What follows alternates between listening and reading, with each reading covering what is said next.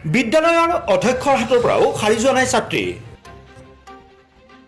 নিজৰে ছাত্ৰীক অপ্ৰকৃতিস্থভাৱে স্পৰ্শ কৰি ৰঙাঘৰৰ আলহী হ'ল বিদ্যালয়ৰ অধ্যক্ষ।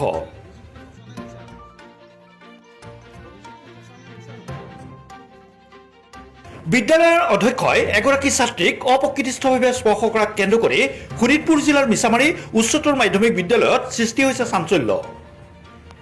বিদ্যালয়খনৰ অধ্যক্ষ কনক চন্দ্ৰ বৰদলৈৰ বিৰুদ্ধে কণমানি ছাত্ৰ ছাত্ৰীক শাৰীৰিকভাৱে হাৰাশাস্তি কৰাৰ লগতে ছাত্ৰীসকলৰ ওপৰত মানসিক আৰু শাৰীৰিক অত্যাচাৰৰ ভয়ংকৰ অভিযোগ উত্থাপন হৈছে। উল্লেখ্য যে দীৰ্ঘদিন ধৰি বিদ্যালয়খনৰ বহু ছাত্ৰীক অশালীন ভাষা ব্যৱহাৰৰ লগতে শাৰীৰিকভাৱে অপদস্থ কৰাৰ অভিযোগ আছিল অধ্যক্ষৰ বিৰুদ্ধে। সৌসিদিনা হৈ যোৱা সৰস্বতী পূজাত বিদ্যালয়খনৰ এগৰাকী ছাত্ৰীক অধ্যক্ষ কনক চন্দ্ৰ বৰদলৈয়ে অশোভনীয়ভাৱে শৰীৰ স্পৰ্শ কৰাৰ লগতে অশালীন মন্তব্য কৰাৰ অভিযোগ কৰিছে।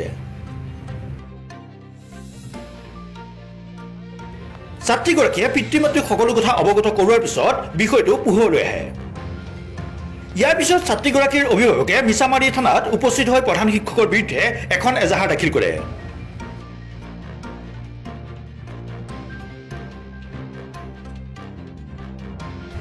অভিভাৱকৰ এজাহাৰৰ ভিত্তিত মিছামাৰী আৰক্ষীয়ে অভিযুক্ত কনক চন্দ্ৰ বৰদলৈক কৰায়ত্ব কৰি জেল হাজতলৈ প্ৰেৰণ কৰিছে।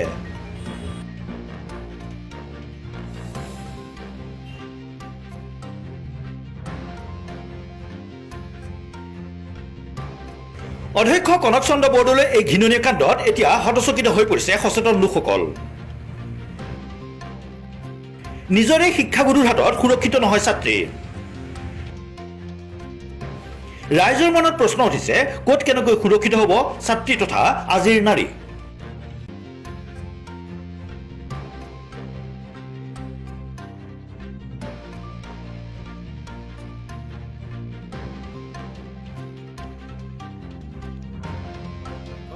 ছোৱালীও তাতে পঢ়ি আছে, সেইখিনি সি এতিয়া স্কুল যাব ভয়তে মানে স্কুল যাব বিচৰা নাই।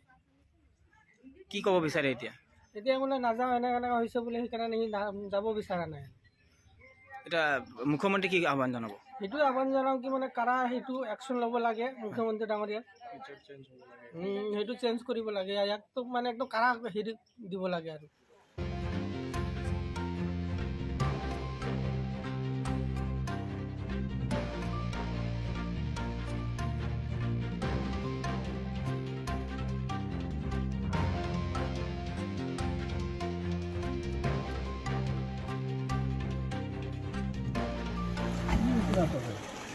বদলদা কি হৈছিলে কওকচোন, আপুনি নক'লে কেনেকৈ হ'ব? কি হৈছিলে? অভিযোগটো সঁচা নে মিছা? অভিযোগটো সঁচা নে মিছা? News desk universal news.